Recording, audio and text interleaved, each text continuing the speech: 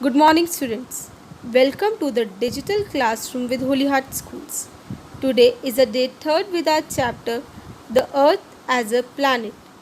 In earlier videos, we have already learned about the various facts related to the Earth. In today's video, we will be learning about the shape of the Earth and how Earth is a home of humankind. While going through these topics, we will be learning some new words like number 1, spheroid, a sphere-like but not perfectly spherical body. Number 2, lithosphere, the solid outer crust of the Earth. Number 3, atmosphere, envelope of air surrounding the Earth. Number 4, hydrosphere, the watery stretch of the Earth. Number 5, biosphere, the sphere of living organisms where lithosphere, atmosphere and hydrosphere meet. And number last is trench, means the deep depression on the sea floor. In today's video, we will be continuing with the proofs that support the spherical shape of the earth.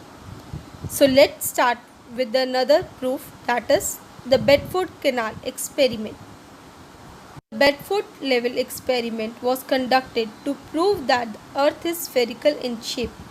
This experiment was conducted in Bedford Canal area in England. The three poles of equal length on the level bed of canal were fixed.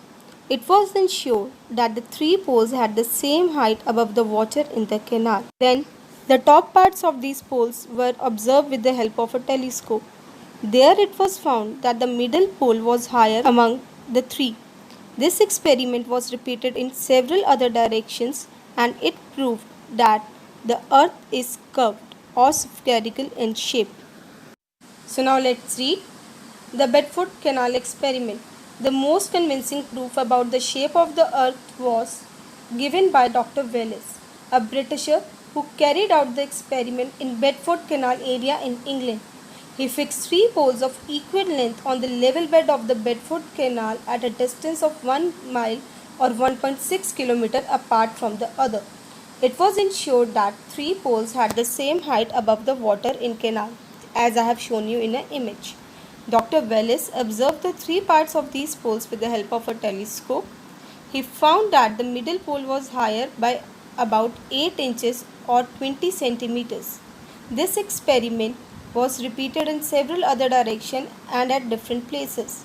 It proved beyond doubt that the surface of the earth is curved and the earth is spherical in shape. Now the next proof we are having is the recent photographs of the earth. This is the most confirmed and convincing proof of the spherical shape of the earth. The recent photographs taken by the satellites orbiting the earth's surface from different angles prove that earth is spherical in shape. So now let's read.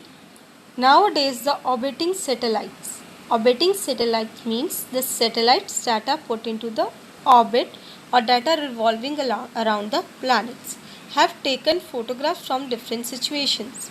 We can see the earth in the true perspective.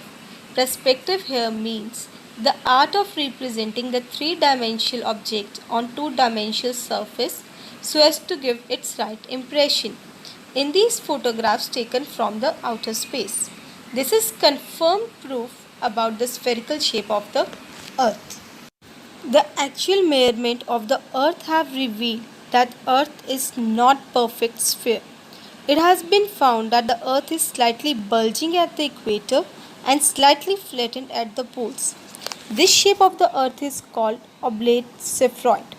The polar diameter of the earth is about 12,714 km, while equatorial diameter is about 12,756 km.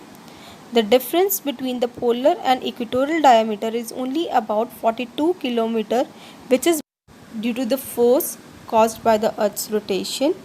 In comparison to the size of the earth, this difference is of no significance. Thus, the earth is taken as spherical in shape for all the practical purposes. Next, we are starting up with the earth as a home of humankind. There are several factors that support life on the earth, like number 1, distance from the sun. The earth is at an optimum distance from the sun, which help in existence of life. If we talk about other planets, the planets which are near to the sun are too hot and those away from the sun are too cold. The next factor is the optimum temperature. The Earth's average temperature is about 17 degrees Celsius. Even a minor change in the distance of Earth from the sun would have made it either too cold or too hot for the survival of living organisms. The other main factor that supports life on Earth is the water. The presence of water is a unique feature of our planet. The presence of adequate amount of water on Earth provides ideal conditions for the origin, growth, and development of the various life forms. The next main factor is atmosphere. Atmosphere consists of many life-supporting gases like nitrogen, oxygen, argon, carbon dioxide, helium, etc. The most important one is the oxygen, which is needed for breathing by human beings as well as other living organisms. Nitrogen and carbon dioxide are needed by the plants for their growth. Thus, the presence of atmosphere around the earth has made life possible on it. Atmosphere also consists of ozone layer, which helps to protect the earth from the harmful ultraviolet rays coming from the sun. It also absorbs the radiation from the earth's surface, hence making the earth's environment suitable for living. Next we have lithosphere. Lithosphere is a solid crust that contains soil. Soil contains all the important nutrients that supports plant growth, and plant supports animal and human life. Hence, all the living organisms are dependent upon lithosphere for their survival directly or indirectly. And at last, we have biosphere. Bio means life. This zone supports life on the earth with land, water, and air. Thus, all the living organisms are set in their natural environment and maintain ecological balance. This kind of balanced environment is called ecosystem. So let's start with our reading.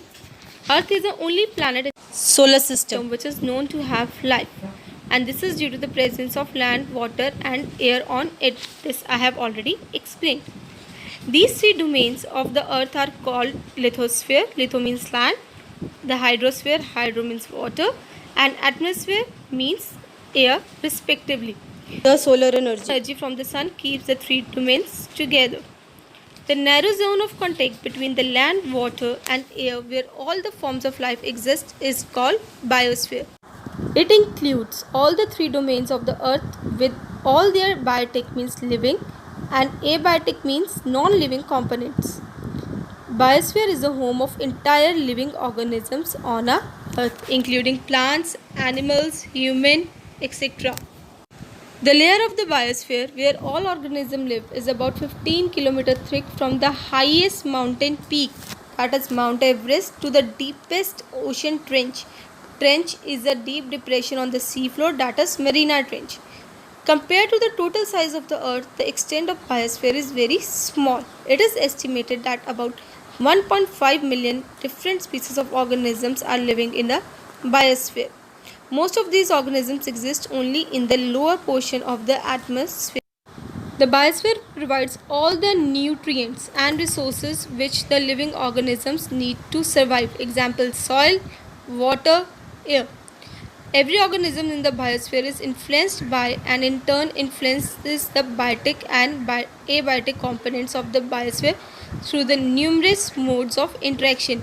It means all the organisms are dependent upon each other directly or indirectly. It can be for food, for oxygen, for their shelter, etc. Life in the biosphere is found in the plant kingdom. Plant kingdom means flora, and animal kingdom, that is fauna. Human beings are also the part of biosphere. Many human activities have the negative impact on the biosphere. For example, deforestation, creating pollution, misuse of water resources. It has been realized that we must conserve, use with abuse, the resources of the biosphere and coexist peacefully with all the organisms. It means that we should preserve our natural resources and we should take care of our environment which includes the plants and animals. We should not cut them or kill them for our own use. So students, this was our topic for the day. Please revise your question answers. Thank you.